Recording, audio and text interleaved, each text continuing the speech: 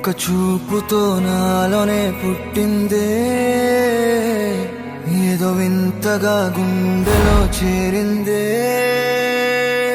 నువ్వెవ్వరో నాలో అని అడిగానే, తానేగా ప్రేమని తెలిపిందే.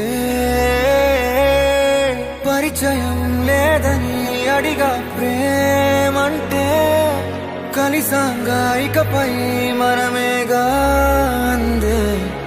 వెతికిన దొరకని అర్థం ప్రేమదే, అది నీకేంటో ఒక మాటలు చెప్పాలే.